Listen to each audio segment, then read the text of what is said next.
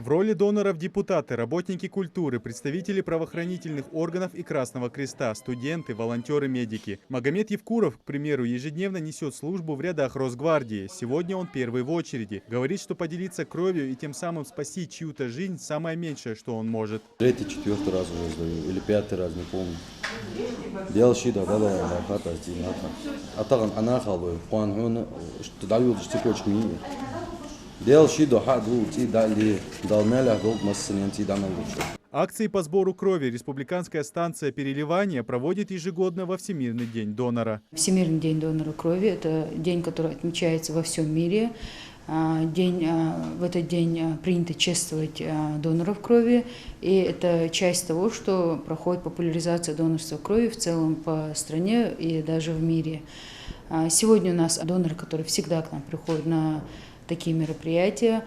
Вчера большое масштабное мероприятие проведено благотворительным фондом «Клуб добрых людей», где они чествовали почетного донора в России и также активного донора нашего региона.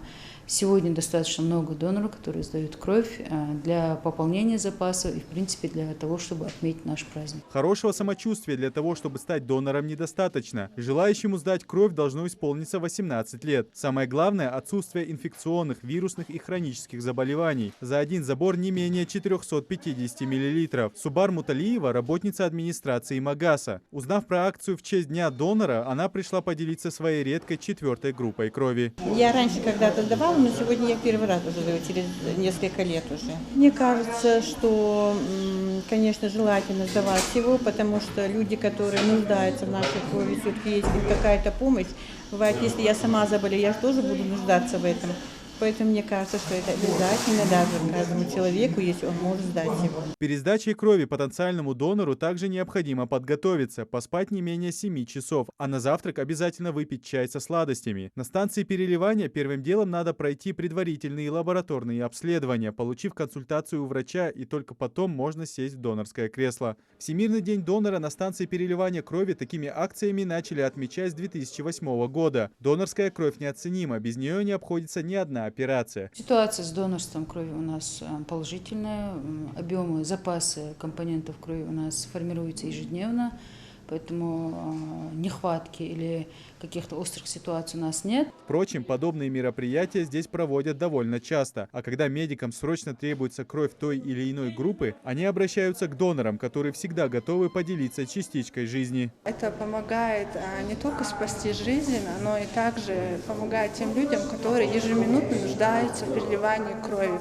Вот недавно у нас был случай, когда мы в том месте сдавали кровь, поступил экстренно ребенок, которому нужно было переливание крови очень редкой группы. У нашего сотрудника оказалась такая группа, и мы прям сразу смогли помочь, и от этого были очень счастливы. Очень важное дело для каждого жителя нашей республики, потому что крови всегда не хватает, и очень важно присоединиться к таким акциям и сдавать кровь.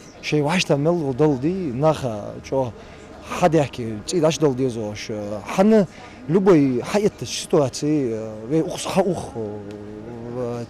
дишхан моменте змаганси дука мелхове усхаухи цена петь дука хабаббен. Чем больше людей начнут сдавать кровь, тем больше гарантий, что в критический момент родным нуждающегося не придется самим заниматься поиском редкой группы крови. А лучшая награда донору – это спасенные благодаря ему жизни, чем могут похвастаться и сегодняшние участники акции. Идрис Ижиев, Исмаил Коригов, Новости 24.